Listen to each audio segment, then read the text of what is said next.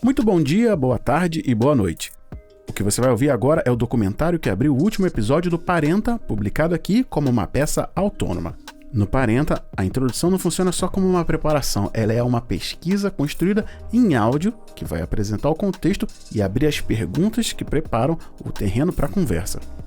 Separada do episódio, essa escuta pode ser retomada, compartilhada e usada até em outros contextos. É importante salientar que a conversa que nasceu a partir dessa introdução está no episódio anterior desse podcast. O link, é claro, está na descrição, logo embaixo. Para ficar de olho nas próximas publicações, eu te convido a acompanhar lá no parentalidadepreta.com/podcast. E aqui eu faço um convite para você me ajudar a manter o Parentalidade Preta em movimento, acessando parentalidadepreta.com/apoiar. E agora, a gente vai ao documentário. A minha pergunta central nesse mês de julho é baseada em muitas coisas que eu tenho visto na internet. Não nos locais de trabalho, em pontos de ônibus ou muito menos em mesa de bar. Eu tenho visto nesse local onde muita gente se entrega momentaneamente a uma discussão e acaba sendo dragado pela correnteza.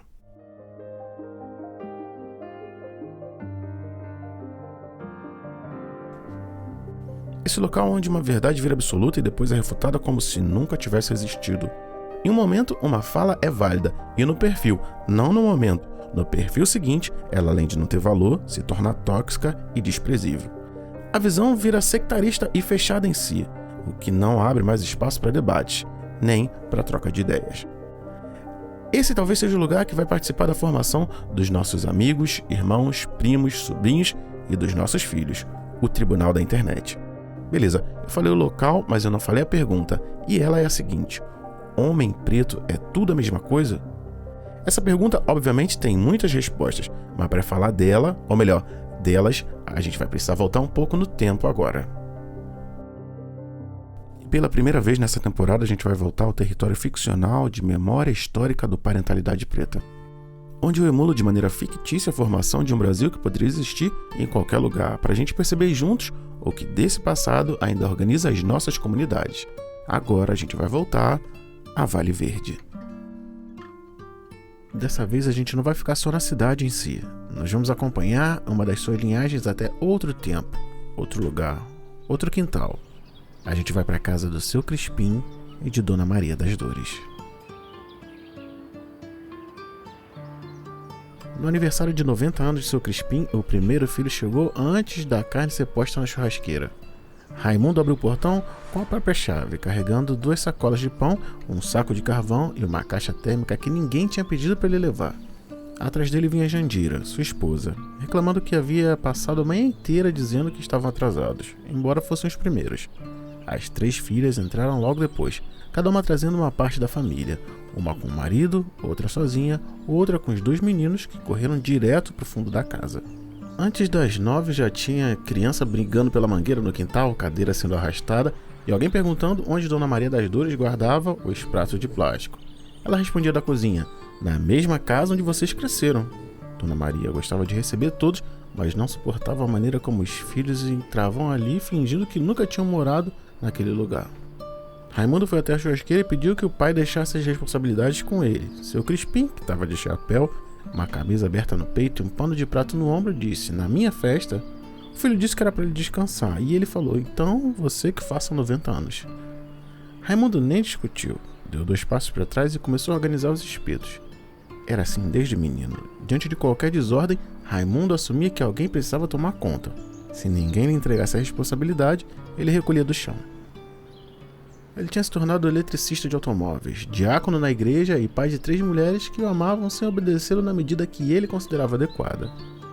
A filha mais velha dizia que Raimundo acreditava que qualquer problema podia ser resolvido com oração, fita isolante ou uma conversa mais longa. Ele negava e dizia: depende da amperagem. Então foi quando o segundo filho chegou, Lourenço. Trouxe um bolo que tinha encomendado de uma confeitaria no centro. O nome Crispiniano estava escrito com letras pequenas sobre uma cobertura branca. Embaixo tinha uma locomotiva desenhada de glacê. Nisso, Renato entrou atrás dele com uma travessa de arroz de forno. Eles viviam juntos havia uns 22 anos. Dona Maria abraçou os 2, Crispim pegou a travessa da mão de Renato e perguntou se ele havia colocado passas. Claro que eu não coloquei, seu Crispim. E ele disse: então pode entrar. Lourenço sempre gostou de meninos.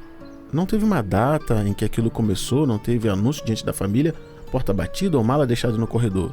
Houve uma sequência de coisas que todos sabiam antes de conseguir dizer. Tiveram os meninos que os cercaram na saída da escola, teve seu Crispim perguntando por que Lourenço andava daquele jeito, sem saber explicar qual jeito era aquele. Teve Raimundo dizendo que Deus podia ajudá-lo, como se Lourenço tivesse pedido ajuda. Houve também uma tarde que os mesmos rapazes voltaram a cercá-lo e Raimundo, o irmão, apareceu segurando uma chave de roda. Os irmãos nunca conversaram sobre aquele dia. Raimundo tampouco deixou de acreditar que o irmão vivia em desacordo com a sua fé. Lourenço nunca esqueceu quem apareceu quando ele estava sozinho e precisava de ajuda. Renato levou 11 anos para ouvir seu Crispim chamá-lo pelo nome. Antes disso era o seu colega, seu amigo ou apenas um movimento de cabeça. Mesmo depois de ter reformado o banheiro, carregado o botijão e passado 3 noites acompanhando a Dona Maria no hospital. Quando seu Crispim finalmente disse Renato, ninguém comentou. É que naquela família as coisas só sobreviviam se não fossem cercadas imediatamente. O terceiro filho chegou buzinando. Edmilson estacionou a caminhonete diante do portão e permaneceu alguns segundos dentro dela, esperando que aparecessem. Ninguém saiu para olhar. Ele desceu com a segunda esposa, 2 filhas adolescentes e um pacote de carne que custava mais do que tudo que tinha naquela mesa. O filho do primeiro casamento chegou depois numa motocicleta, acompanhado da namorada.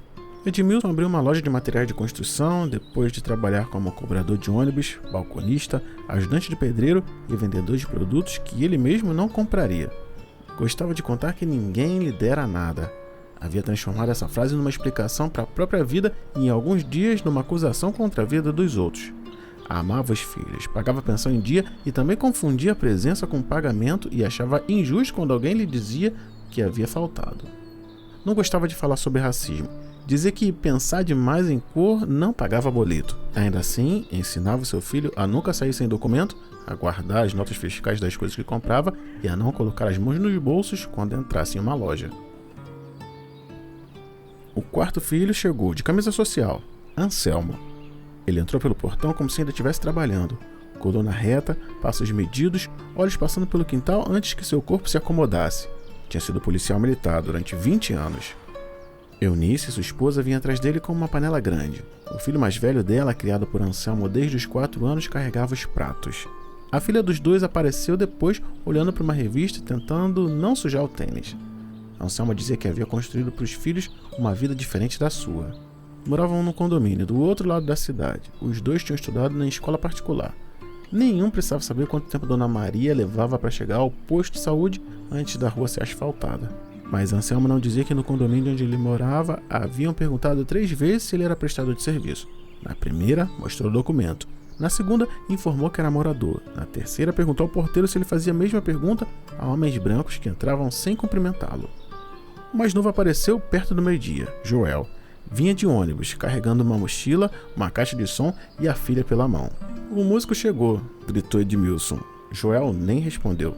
Trabalhava com áudio, montava equipamentos, regulava microfones, gravava festas, editava programas e aceitava serviços que só eram pagos depois de várias cobranças. Ele tinha se separado de Priscila quando Janaína ainda tinha 4 anos. Não virou visitante. Buscava a menina na escola, aprendia penteados pela internet, esquecia reuniões e conhecia a cor de todos os personagens que ela inventava. E quando a coisa apertou, voltou para a casa dos pais. O quartinho onde seu Crispim guardava ferramentas virou o quarto de pai e filha. Seu Crispim reclamou durante 2 semanas. Na terceira, instalou uma prateleira para os livros de Janaína. Vô, eu posso gravar o senhor hoje? A menina carregava uma pequena máquina filmadora. Queria fazer um trabalho para a escola sobre a história da ferrovia. Seu Crispim disse que não tinha nenhuma história para contar. Dona Maria, da cozinha, respondeu: tem sim, só não gosto de contar quando pedem. Aos 16 anos, seu Crispim vivia numa cidade onde quase todos os caminhos terminavam na lavoura de outra pessoa. Os homens trabalhavam em terras que nunca seriam suas, compravam no armazém do mesmo proprietário que lhes pagava. E nas eleições votavam conforme a orientação que chegava da varanda da casa grande. Não era preciso impedir ninguém de partir, bastava que não houvesse para onde ir. Quando chegavam os primeiros trabalhadores da ferrovia, seu Crispim não perguntou aonde os trilhos levariam. Perguntou quanto pagavam. Entrou na construção da linha que ligava o centro da capital ao interior do estado. Carregou dormentes, abriu passagem, quebrou pedra e aprendeu a reconhecer o som de uma ferramenta antes mesmo de vê-la cair. Costumava dizer que ajudou o trem a chegar em lugares que ele mesmo próprio nunca conheceu. Foi perto de uma das estações que encontrou Dona Maria das Dores. Ela vinha da Bahia. Trazia 2 malas, algumas fotografias e uma memória familiar que não conseguia organizar por datas. Sua mãe dizia que os antigos haviam passado por Vale Verde. A avó guardava o nome Balanta, embora ninguém soubesse explicar inteiro o caminho daquele nome até a família. Dona Maria não inventava certezas para preencher o que desconhecia. Não sei contar desde o começo, dizia. Só sei que a gente se conheceu aqui. Ela e seu Crispim eram negros retintos. Os 5 filhos também nasceram escuros. No quintal, porém, ninguém podia confundi-los. Raimundo discutia com Joel porque a caixa de som estava muito alta. Edmilson dizia que a carne que ele tinha trazido precisava ser preparada separadamente. Anselmo queria saber por que um dos netos ainda não tinha escolhido uma profissão. Lourenço estava na cozinha cortando um bolo ao lado de Renato e fingindo que não escutava Raimundo falando sobre o futuro do país. As esposas conversavam entre si sem pedir licença aos maridos e as filhas de Raimundo discutiam criação de filhos. O enteado de Anselmo tentava convencer Joel, o filho mais novo, a gravar um programa com ele. As meninas de Edmilson tiravam fotos junto à mangueira do quintal. Janaína passava pelo quintal silenciosa, com uma câmera ligada, recolhendo frases e imagens que ninguém sabia que estavam deixando para trás. Dona Maria observava tudo da porta da cozinha. Conhecia as linhas que separavam seus filhos. Não acreditava que sangue resolvesse diferença. O sangue não paga a dívida, mas não desfazia ofensa e não obrigava ninguém a compreender o outro. O parentesco apenas criava novas ocasiões para que as pessoas pudessem decidir se ainda permaneciam ou não na conversa. Antes do bolo, Raimundo pediu silêncio para fazer uma oração. Joel abaixou a cabeça, Lourenço não fechou os olhos. Anselmo inclinou a cabeça. Edmilson continuou cortando a carne. Ninguém fez tudo do mesmo modo, ainda assim todos permaneceram ao redor da mesa. Depois da oração, Janaína pediu ao avô que falasse sobre a ferrovia. Seu Crispim apontou para o bolo. A ferrovia está aí. Mas a menina insistiu. Então ele contou que os homens dormiam amontoados, que alguns desapareciam depois do pagamento e que outros mandavam dinheiro para famílias que nunca chegaram a conhecer a cidade. Que havia homens livres, homens fugindo de dívidas, homens tentando esquecer de onde vieram e homens que nunca tiveram direito de escolher para onde ir. E o senhor construiu a estação? Perguntou um bisneto. Eu ajudei. Então ela é sua. Seu Crispim riu. Se fosse minha, não estava fechada. Naquela tarde, a prefeitura reabriria a antiga estação. Uma placa seria instalada com o nome de parte dos trabalhadores encontrados no arquivo, entre eles, seu Crispim. A homenagem tinha sido marcada no mesmo dia de seu aniversário. A família decidiu ir junta. Dona Maria não queria. Disse que a homenagem da prefeitura sempre tinha cadeira demais para a autoridade e cadeira de menos para quem trabalhou. Seu Crispim também não queria. Foi Lourenço que colocou sobre a cama a camiseta azul clara. Não pediu que ele vestisse. Minutos depois, seu Crispim saiu usando a camisa. A família deixou o quintal dividido em 4 carros, uma motocicleta e o ônibus que Joel se recusou a abandonar só porque Edmilson oferecera carona. Na entrada da estação, um funcionário conferiu os convites. Raimundo entregou o papel. O homem contou rapidamente as pessoas que estavam atrás dele. Esse convite é só para familiares. Nós somos os familiares, disse Raimundo. O funcionário olhou outra vez, passou os olhos por Anselmo, de camisa social, por Joel, carregando a caixa de som, demorou em Lourenço e Renato. Contou as crianças, olhou Edmilson, sua esposa, e a ex-esposa que chegou com o filho e as filhas do segundo casamento. Chamou o segurança. Quem é o responsável pelo grupo? Anselmo deu um passo à frente. Grupo? Raimundo começou a explicar. Edmilson procurou o nome do pai na programação, Lourenço abriu o e-mail da prefeitura no telefone, o Joel ligou o gravador. Cada irmão fez o que havia aprendido a fazer diante de uma ameaça. Um organizou, o outro tentou negociar, um apresentou autoridade, outro buscou provas. Joel registrou, e o funcionário logo levantou a voz. Não pode chegar todo mundo aqui dizendo que é família. Seu Crispim atravessou os filhos. Apontou para a fotografia ampliada na parede. Nela tinha um pouco mais de 16 anos, o corpo coberto de poeira e uma ferramenta apoiada no ombro. O homem que vocês vão homenagear sou eu. O funcionário olhou a fotografia, depois olhou seu Crispim. Por alguns segundos pareceu procurar algo que ligasse um ao outro. Mandou segurança liberar a entrada, não pediu desculpa, diz apenas que nem todos poderiam permanecer naquela área reservada. A família entrou aos poucos. Quando Joel passou, o gravador ainda estava ligado. O funcionário, acreditando que ninguém estava ouvindo, virou-se para o segurança e falou: Tá vendo a merda? É tudo preto. No quintal era impossível confundi-los. Ali estavam o crente e o homem que não fechava os olhos durante a oração, o policial e o filho que desconfiava da polícia, o comerciante que negava o racismo enquanto preparava seu filho para sobreviver a ele, o homem gay e seu companheiro, as esposas, as ex-esposas, os enteados, as filhas, os netos e a criança que ainda não sabia o nome daquilo tudo.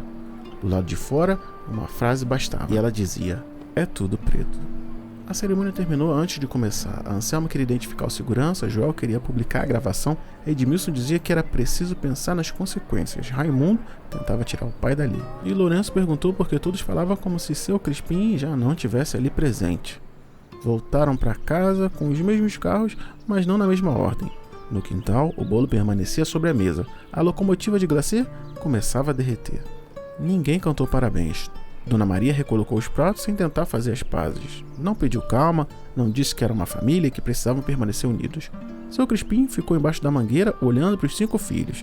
Aqueles homens que não concordavam sobre fé, dinheiro, polícia, casamento, trabalho, política ou o modo certo de criar uma criança. Foi então quando chamou Janaína e perguntou: o gravador tá funcionando? A menina assentiu. A câmera, né, vô? Seu Crispim pegou a câmera e apertou o botão. Apontou para a esposa e disse: essa é minha Maria. E eu sou dela. Apontou para o filho mais velho: esse é Raimundo. Depois para o segundo: esse é Lourenço. E seguiu: esse é Edmilson, esse é Anselmo e esse é meu caçula Joel. Chamou Jandira, chamou Renato, chamou Eunice. Chamou as mulheres que haviam chegado depois e as que não permaneciam casadas com os filhos, mas continuavam a pertencer à história daquela família e dos netos. Chamou cada criança pelo nome e quando se confundiu, Dona Maria corrigiu. Quando esqueceu algum dado, alguém completou. E quando as 2 versões combinavam, as 2 foram gravadas. Deu a câmera na mão da neta e disse: agora me filma.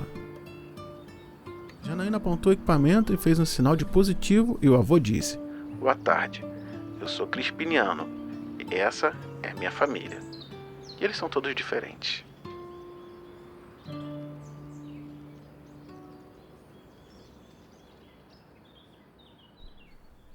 Eu confesso que da primeira vez que eu li essa crônica, a voz faltou, ela falhou. Eu estava ensaiando para ler aqui na gravação. Inclusive eu estou escrevendo isso antes mesmo de gravar o episódio. Então eu não sei qual foi o resultado da gravação. Eu me emocionei porque essa história podia ser uma história tão nossa em tantos sentidos que não tem como passar por ela sem se sentir atravessado. Se tem uma coisa que eu gosto do Parenta, é que aqui eu posso criar mundos e fazer eles convergirem com a pesquisa. Esse universo é muito caro para mim, por isso o seu Crispim estava aqui o tempo todo, nesse e em outros episódios. E por isso que eu preciso retornar à pergunta que eu fiz logo no início. Homem preto é tudo a mesma coisa? Bom, tem uma citação antiga que eu ouço muito, é que se não for pelo amor, vai ser pela dor. E aqui eu vou substituir a dor pela teoria. Olha, eu posso parecer um pouco repetitivo, mas eu vou jogar com as cartas mais poderosas que eu tenho no meu baralho. Essa aqui, se você ouviu o especial Francis Fanon Irredutivelmente Negro, já conhece. Mas aqui vai ela outra vez. Abre aspas. Antes de adentrar o debate, queremos salientar que essa história de negro é uma história suja. Uma história de revirar o estômago. Uma história que nos deixa completamente desarmados se aceitarmos as premissas dos patifes. E quando digo que a expressão povo negro é uma entidade, quero dizer com isso que, excluídas as influências culturais, nada mais fica. Há uma diferença tão grande entre um antiliano e um dacariano como entre um brasileiro e um madrilenho. O que se preocupa ao englobar todos os negros no termo povo negro é arrebatar-lhes toda a possibilidade de expressão individual. O que se procura assim é obrigá-los a corresponder à ideia que já se faz deles. O que seria o povo branco? Não é, pois, evidente que só se pode haver uma raça branca? Será preciso que eu explique a diferença que existe entre nação, povo, pátria e comunidade? Esse trecho e os outros até que eu mude a referência do artigo Antilianos e Africanos na revista francesa Spirit de fevereiro de 1955, escrito por Francis Fanon. E aqui eu vou precisar de fato abrir um parêntese para explicar esses conceitos, inclusive para que eles não sejam capturados novamente. Eu vou falar rapidamente de cada um deles, pois eu considero importante para a formação lógica desse episódio, dos demais inclusive, que a gente saiba juntos diferenciar essas coisas. Mas eu não quero ser professoral e por isso eu vou fazer bem brevemente aqui, pensando de dentro para fora. Comunidade é onde os vínculos são vividos. Na nossa história, é o quintal do seu Crispim. Povo é quando as pessoas diferentes reconhecem e compartilham uma história. Na nossa história, é aquela família. Nação é quando esse povo se organiza para proteger a sua existência e construir um futuro em comum. Na nossa história, começa no que a família decide fazer depois do racismo na estação. E por último, a pátria é o chão que você reconhece como parte de quem é, mesmo quando está longe. Nessa história, é o próprio quintal. O autor, Frantz Fanon, continua. Quando se diz povo negro, supõe-se que sistematicamente que todos os negros estão de acordo sobre certas coisas, que existe entre eles um princípio de comunhão. A verdade é que não existe nada a priori que permita supor a existência de um povo negro. Que haja um povo africano, acredito. Que haja um povo antiliano, acredito. E em minhas palavras aqui, um brasileiro também. Voltando a Fanon, mas quando se fala em este povo negro, esforço-me a compreender. Fecha aspas. No artigo Antilianos e Africanos, Frantz Fanon aprofunda essa questão. Ele era realmente avesso a essa essencialização. E o que eu fiz aqui foi tentar interpolar os conceitos à crônica de Seu Crispim. E uma coisa é certa, a gente não pode esquecer que, enquanto pessoas negras, o racismo nos atravessa de diversas maneiras, mesmo que de maneira involuntária e imperceptível. Fanon disse, essa história de povo negro é uma história de revirar o estômago. E o que eu estou tentando fazer aqui é criar uma colcha de retalhos que costure um pouco desse pano de fundo para a gente entender a singularidade da experiência negra. Mas se a gente está falando aqui de pluralidade, eu não posso deixar de falar de outro cara que eu considero muito brabo. Ele tem uns textos que eu acho muito bem escritos, gramaticalmente bem desenvolvidos, e tem muita referência boa ali, um dos melhores materiais que eu já li. Uma linguagem rebuscada que me dá vontade de ler mais, inclusive. Esse cara, ele é realmente genial. E seria injusto se eu não remarcasse também aqui o tradutor, que é o Sebastião Nascimento, que também traduziu Pele Negra Máscaras Brancas de 2020, aquele da editora Ubu, que tem a capa preta com letras brancas que você vê pela internet. O cara de quem eu tô falando é o camaronês Achille Mbembe. Dentre outros conceitos, o da necropolítica, que com certeza devo desenvolver em outro momento, ele tem um que me interessa muito e ajuda a gente a montar esse episódio. Por motivos nada misteriosos, durante muitos momentos da sua obra, Mbembe cita Fanon. E por motivos óbvios, ele faz muitas referências a Frantz Fanon nas obras dele. Algo que particularmente me agrada muito, porque não tem como falar de homens de cor sem falar do conceito que ele, Achille Mbembe, condensou, o devir negro no mundo. E ele diz o seguinte, abre aspas, pela primeira vez na história humana, o nome negro deixa de remeter unicamente para a condição atribuída aos genes de origem africana durante o primeiro capitalismo. Predações de toda espécie, desapossamento da autodeterminação e, sobretudo, das duas matrizes do possível, que são o futuro e o tempo. A esse novo caráter descartável e solúvel à sua institucionalização enquanto padrão de vida e à sua generalização ao mundo inteiro, chamamos o devir negro do mundo. Esse trecho é de Achille Mbembe na Crítica da Razão Negra, na página 18. Assim como em Fanon, muito da retórica de Mbembe é construída sobre premissas e sobre observações, estudos que vêm do campo da observação, do estudo e da associação. Eu creio particularmente que é assim que se criam os paradigmas, juntando coisas que a gente conhece separadamente. Fanon fez isso de um jeito e Achille Mbembe fez de outro. Ambos buscavam trazer mais recursos, o contrário de essencializar. Ambos complexificaram aquilo que chamamos de experiência vivida do negro, em vez de tratá-la como uma essência única. E eu te pergunto de novo, homem preto é tudo a mesma coisa? A escrita de Achille Mbembe é muito poética, às vezes complexa demais. Principalmente se você pegar o parágrafo que eu li há instantes. Eu digo por mim, tive que voltar na leitura várias vezes para tentar entender o que ele queria dizer com esse conceito do devir negro. E como conhecimento bom é conhecimento compartilhado, eu vou fazer o seguinte, a gente vai ler juntos toda a explicação, ipsis literis, como foi escrito no livro. E eu vou fazer um parênteses aqui, cara, o Parentalidade Preta ele precisa entregar conhecimento, porque é aqui onde eu acho que a gente vai mudar as coisas. Então, infelizmente, ou felizmente, você vai ter que prestar atenção. Esse aqui não é um podcast para você ouvir enquanto faz outras coisas ou tá fazendo um monte de coisa. Aqui vou te poupar de ler um livro. Então, obviamente eu não vou te poupar de ler um livro, mas eu vou tentar entregar o máximo que eu conseguir entender daquele livro pra gente poder ter mais ferramentas para criação. Então sim, talvez em alguns momentos você vai ter que parar para ouvir e entender o que está sendo dito. Não tem jeito. Vou tentar fazer isso de uma maneira mais humanizada possível, mas quando se trata de teoria, ela precisa ser remontada. Ah, e outra coisa, eu tinha jurado pra mim que essa introdução ia durar no máximo uns 10, 12 minutos. A gente já tá aqui em 23, 50 e pouco. Cara, conhecimento é foda, né? A gente vai pegando coisa e vai tendo que aprofundar. Então, inclusive, eu vou fazer o seguinte, vamos combinar. Eu vou dar uma pausa aqui, você dar uma descansada, volta depois para continuar ouvindo esse episódio. A gente nem chegou na troca ainda, estamos na introdução. Vou deixar uma pausa aqui, depois você volta. Deixa ele pausado aí no seu tocador de podcast, onde você está ouvindo, até porque quando você voltar vai estar nesse ponto aqui, beleza? Vou pausar aqui agora.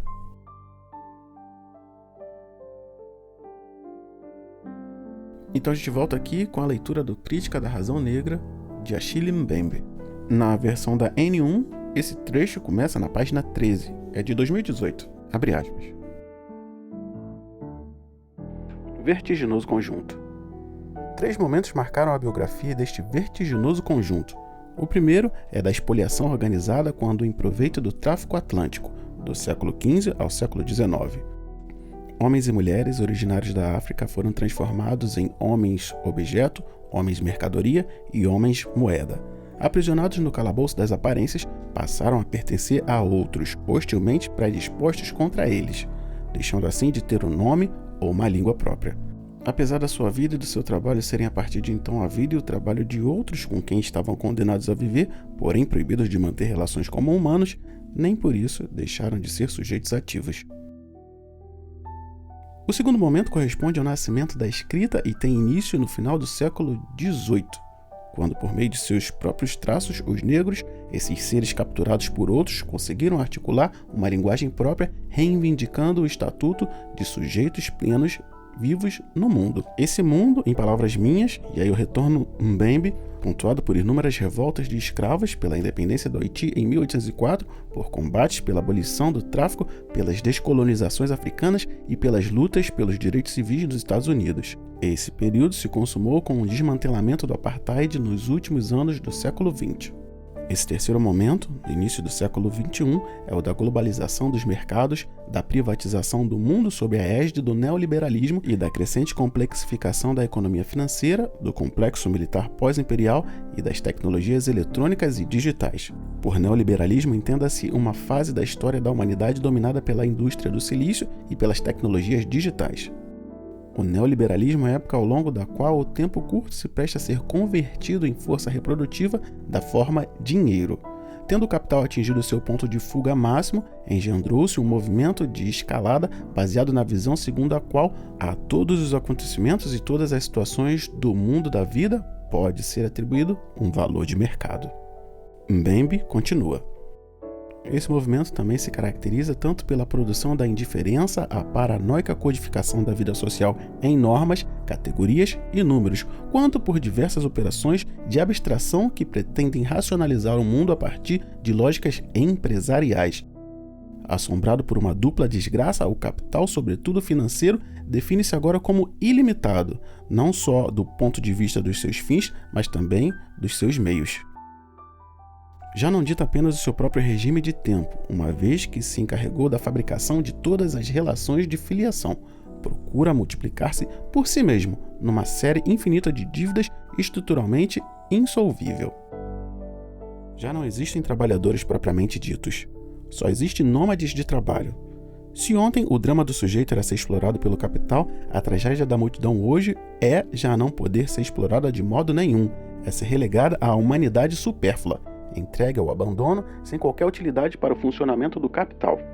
Trocando miúdos aqui, Mbembe quis dizer que se não for você, amanhã vai ser outro. Você não pode nem reclamar porque está sendo explorado, porque amanhã alguém é posto no seu lugar e você não vai ter escolha. Basicamente isso. Tem surgido uma forma inédita de vida psíquica, apoiada na memória artificial e digital e em modelos cognitivos provenientes da neurociência e da neuroeconomia.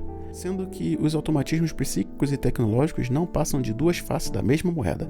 Vem se consolidando a ficção de um novo sujeito humano, empreendedor de si, moldável e convocado a se reconfigurar permanentemente em função dos artefatos que a época oferece. Esse trecho me fez pensar em como o neoliberalismo não organiza apenas o trabalho, mas também a maneira como a gente aprende a existir, sempre disponíveis, visíveis, competitivos e pronto para a gente se reconfigurar o tempo inteiro. Na uberização, isso acontece na figura do trabalhador chamado autônomo, embora dependa da plataforma que controlam a sua renda, sua circulação e até a disponibilidade de ser convidado a trabalhar. Mas muitos vão morrer de trabalhar dizendo que foram seus próprios chefes. Quer ver outro exemplo? Esse padrão de vida aesthetic na internet. A mesma lógica atravessa essa identidade. corpo, rotina, consumo, casa e emoções passam a compor uma imagem que precisa ser sempre coerente, reconhecível e principalmente atualizável. Bom, eu sei que são fenômenos que não são equivalentes e que nem toda experiência estética se reduz ao mercado.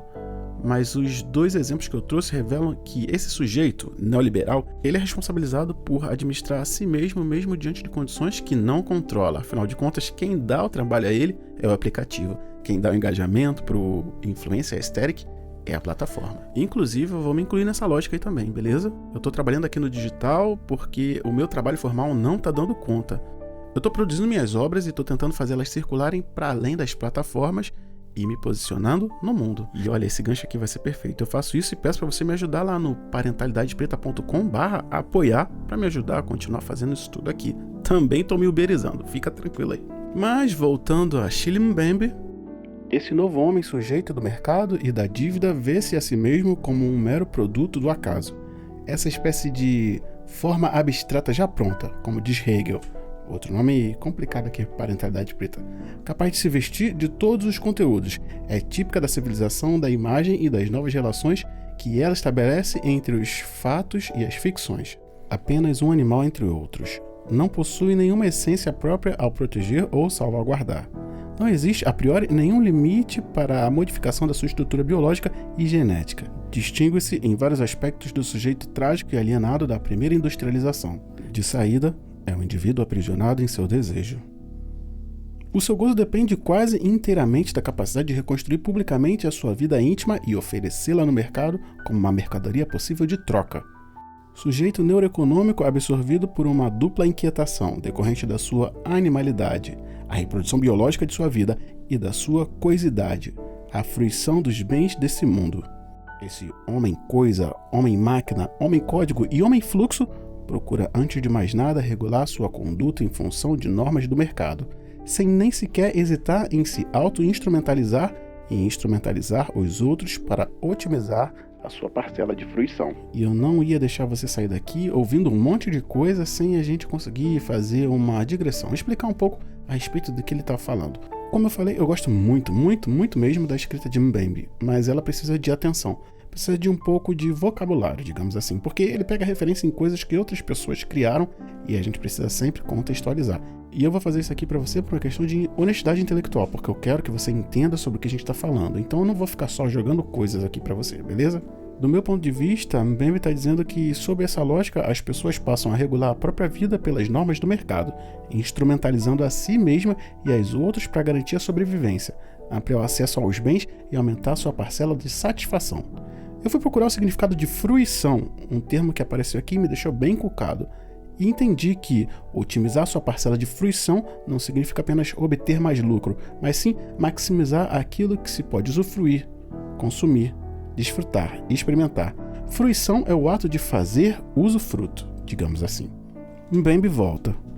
Condenado à aprendizagem por toda a vida, a flexibilidade ao reino do curto prazo deve abraçar sua condição de sujeito solúvel e fungível, a fim de atender à injunção que lhe é constantemente feita: tornar-se um outro. Mbembe afirma que o neoliberalismo aproxima o capitalismo e o animismo. E eu preciso falar um pouco desse animismo aqui agora. Vou abrir um parêntese rápido. Vou aqui no Google rapidinho que diz o seguinte: o animismo é a crença ou a visão de que elementos da natureza, como animais, plantas, rios, rochas e fenômenos climáticos, possuem uma alma ou uma essência espiritual. O termo também possui significados específicos na antropologia, no espiritismo e na psicologia. No capitalismo clássico, o trabalhador vendia a sua força de trabalho. Na era das plataformas digitais, as redes sociais e os smartphones transformam o comportamento humano, os desejos e emoções em produtos. O indivíduo deixa de ser o sujeito e passa a ser uma coisa, que se move de acordo com os estímulos do mercado. Assim, o animismo tradicional vê o espírito em tudo o que existe no mundo natural. Mbembe argumenta que o capitalismo digital cria um reflexo sobre isso. Os códigos e as máquinas ganham vida. Os algoritmos tomam as decisões autônomas, preveem comportamentos e governam a sociedade. Ganham uma essência quase que espiritual. As pessoas se tornam objetos se fundindo à infraestrutura tecnológica, perdendo, por exemplo, a singularidade. Elas se tornam meras engrenagens de dados alimentando um sistema financeiro, por exemplo. Esse, em suma, somos nós, controlados pelo algoritmo, seja do Uber, do Google, do Instagram, do TikTok, enfim. algoritmos que ganharam vida e nós somos os objetos. O que o Mbembe vai falar é que nesse processo, condições antes impostas principalmente aos negros escravizados, exploração, exposição ao risco, captura, exploração mental, social, física e descartabilidade passam a atingir outras populações subalternizadas, produzindo uma universalização da condição negra. Essa expansão ocorre junto a novas formas de imperialismo, guerras assimétricas, eu vou dar o exemplo da faixa de Gaza, militarização das fronteiras, fragmentação de territórios, destruição de infraestruturas, repressão e criação de zonas submetidas a poderes privados, estrangeiros ou militares. Mbembe defende que essa fragmentação, essa desorganização não é acidental. Ela cria oportunidades para empresas, potências e elites locais se aproveitarem das riquezas por meio de contratos, dívidas e privatizações. A violência do capital, portanto, deixa de se limitar às antigas colônias e ameaça também populações estruturalmente endividadas. Voltando ao texto, ainda mais característica da fusão potencial entre o capitalismo e o animismo é a possibilidade muito clara de transformação dos seres humanos em coisas animadas, dados numéricos e códigos. Pela primeira vez na história humana, o substantivo negro deixa de remeter unicamente à condição atribuída aos povos de origem africana durante a época do primeiro capitalismo, das predações de toda a espécie, destituição de qualquer possibilidade de autodeterminação e, acima de tudo, das duas matrizes do possível, que são o futuro e o tempo. A essa nova condição fungível e solúvel, a institucionalização enquanto padrão de vida e a sua generalização pelo mundo inteiro, chamamos de o devir negro no mundo. A raça do futuro. Sendo o negro e a raça duas figuras centrais, ainda que negadas, do discurso euro-americano sobre o homem, será possível pensar que o rebaixamento da Europa e a sua consequente relegação à categoria de mera província do mundo acarretarão a extinção do racismo? Ou devemos considerar que, se a humanidade se tornar fungível, substituível, o racismo acabará por se reconfigurar nos interstícios de uma nova linguagem arenosa, molecular e fragmentada sobre a espécie? E aqui, no meu humilde ponto de vista, também me pergunta, se todo mundo é descartável, então por que ainda há racismo? Ele mesmo responde. Se colocarmos a questão desses termos, não nos furtamos à constatação de que negro e raça nunca foram elementos fixos. Pelo contrário, sempre fizeram parte de um encadeamento de coisas elas mesmas inacabadas. Aliás, seu sentimento fundamental sempre foi existencial. Em especial, o termo negro emanou por muito tempo uma energia extraordinária, ora como veículo de instintos inferiores e de potências caóticas, ora como um signo radiante da possibilidade de redenção do mundo e da vida num dia de transfiguração. Olha, tem uma coisa que eu não faço aqui, que é subestimar quem está ouvindo. Nesse último trecho, a gente leu que Mbembe diz que o negro uma hora é um signo de redenção, outra hora leva aos mais inferiores instintos. Eu não poderia sair daqui sem falar desses mais inferiores instintos, lembrando uma frase clássica de Fanon, de Pele Negra, Máscaras Brancas, onde ele fala, abre aspas, as brancas, por uma verdadeira indução, sempre percebem o preto na porta impalpável do reino dos sabás, dos bacanais e das sensações sexuais alucinantes. Fecha aspas. E eu fiz questão de costurar esses trechos aqui para lembrar essa dicotomia na qual o negro é enxergado. Uma vez como redenção, outra vez como temor. Voltando a Mbembe. Além de designar uma realidade heteróclita e múltipla, fragmentada. Fragmentos de fragmentos, sempre novos. Esse termo assimilava uma série de experiências históricas dilacerantes, a realidade de uma vida vacante, a ameaça assombrosa para milhões de pessoas apanhadas nas redes da dominação racial, de verem seus corpos e pensamentos operados a partir de fora e de se verem transformados em espectadores de algo que, ao mesmo tempo, era e não era a sua própria existência. Para não ter dúvida do que a gente está falando, estou falando do período da escravidão e do tráfico negreiro. O que a professora Marimba Anne, a antropóloga, viria a chamar depois de uma AFA. Mbembe volta. E não é tudo. Produto de um maquinário social técnico indissociável do capitalismo, de uma emergência e globalização. Esse foi o termo inventado para significar exclusão, embrutecimento e degradação, ou seja, um limite sempre conjurado e abominado. Humilhado e profundamente desonrado, o negro é, na ordem da modernidade, o único de todos os humanos cuja carne foi transformada em coisa e o espírito em mercadoria. A cripta viva do capital, e eu acho esse termo foda, a cripta, o túmulo vivo do capital. Porém, a sua patente dualidade, numa reviravolta espetacular, tornou-se o símbolo de um desejo consciente de vida, força pujante, flutuante e plástica, e plenamente engajada no alto da criação, até mesmo no ato de viver em vários tempos e várias histórias simultaneamente. Nesse momento ele está falando de ancestralidade, oralidade, religiosidade, por que não? E memória. Eu faço isso no Parenta. Sua capacidade de fascinação ou mesmo de alucinação não fez senão se multiplicar. Alguns nem sequer hesitariam em reconhecer no negro o limo da terra, o veio da vida, por meio do qual o sonho de uma humanidade reconciliada com a natureza, com a plenitude da criação, voltaria a ganhar cara, voz e movimento. Eu preciso remarcar aqui que nessa última leitura de Mbembe, nesse último parágrafo, eu identifiquei alguns traços de movimento de retomada de valores negros, principalmente pelas expressões veio da vida e limo da terra. Elas são na verdade de Aimé Césaire. Então, há um toque do movimento negritude, mas Mbembe faz duas operações ao mesmo tempo. Uma, ele reconhece a sua potência de reconstrução e vigia o risco de transformar a resposta política em uma nova essência racial, assim como fez Frantz Fanon, quando ele disse que não acreditava que existisse somente um povo negro. Essa é a construção que a gente está fazendo até agora. O que Mbembe faz, assim como Aimé Césaire fez no movimento negritude, nesse trecho é não essencializar, mas fazer com que essa reivindicação aconteça. Ele não está descrevendo o negro a partir dos olhos do colonizador, ele está introduzindo o negro reivindicado e recriado pelos próprios negros. Aí você deve estar pensando agora, caramba, Diego tá viajando nesse tal de devir negro no mundo, tá misturando um monte de conceito, trazendo um monte de referência, fazendo o que chamam por aí de infodump. Na real, não. O que eu fiz aqui foi trazer dados acadêmicos, e a partir de agora eu vou amarrar tudo isso.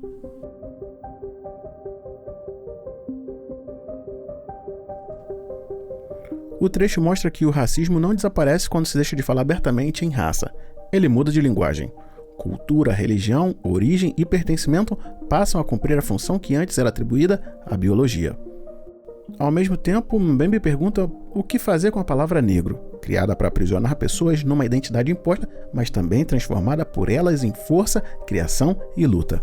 Quando ele fala em devir negro do mundo, ele não está dizendo que todos vão passar a viver na mesma experiência dos negros.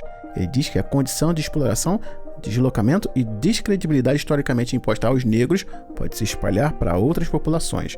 E se até a condição negra muda de forma conforme o tempo, o território e as relações de poder, como continuar falando do homem preto como se ele fosse uma coisa só?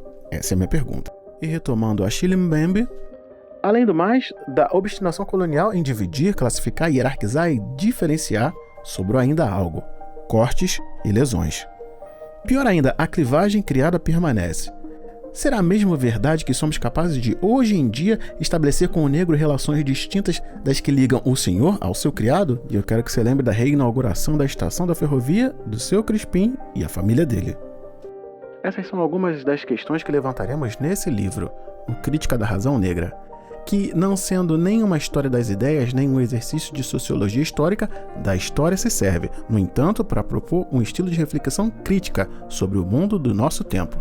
Ao privilegiar uma forma de reminiscência meio solar, meio lunar, meio diurna, meio noturna, tínhamos em mente uma única questão: como pensar a diferença e a vida, o semelhante e o dessemelhante, o excedente e o incomum?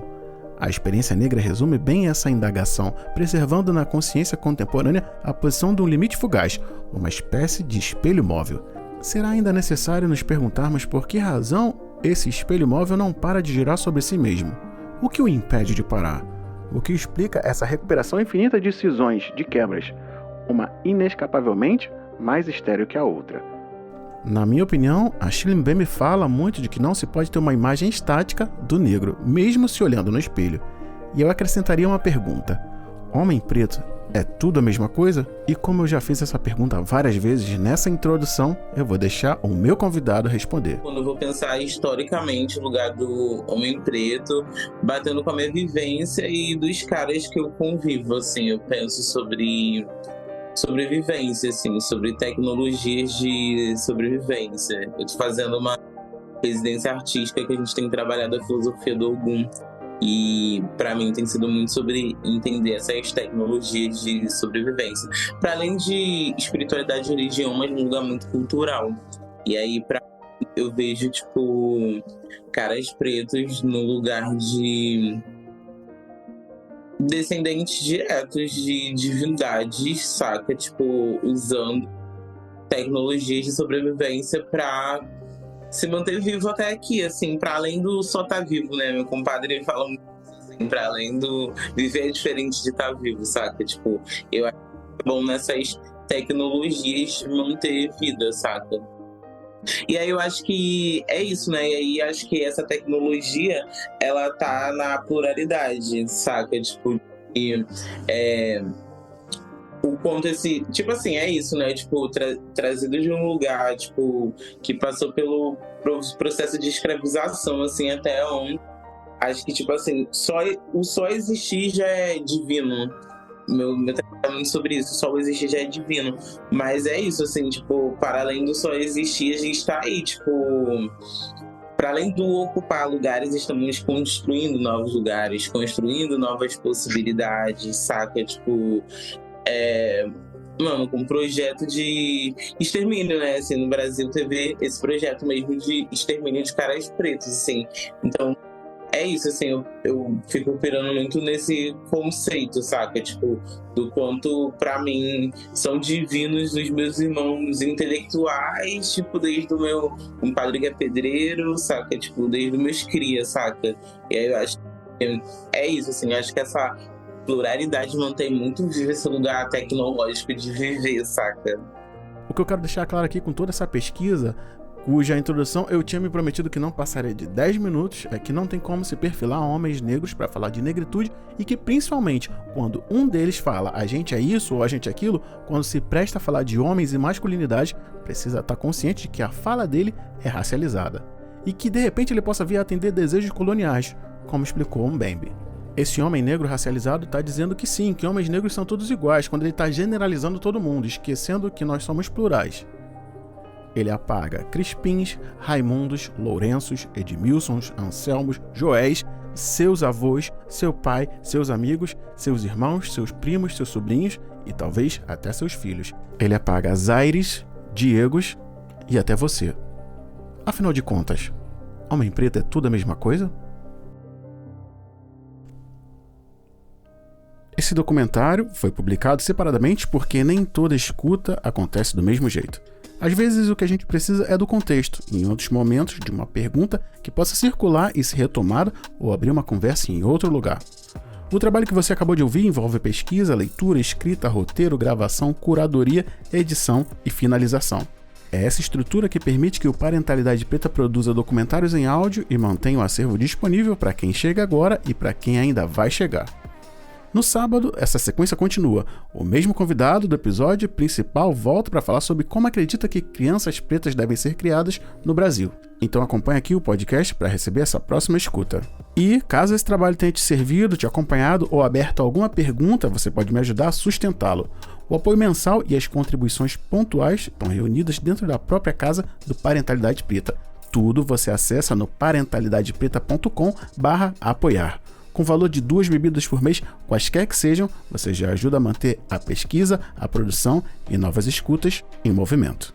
E antes da despedida, um convite. No dia 29 de agosto de 2026 acontece a Fundação do Quintal, o encontro anual da comunidade do Parentalidade Preta. Será uma tarde online, fechada, sem gravação, para homens negros que exercem, procuram, evitam ou não querem o cuidado. Todas as informações você encontra em parentalidadepreta.com/quintal. O link, é claro, está na descrição desse episódio. Eu sou Diego, pai de Benjamin, Aurora e esposo de Tatiane, e zelador aqui do Parentalidade Preta, e a gente se escuta na próxima.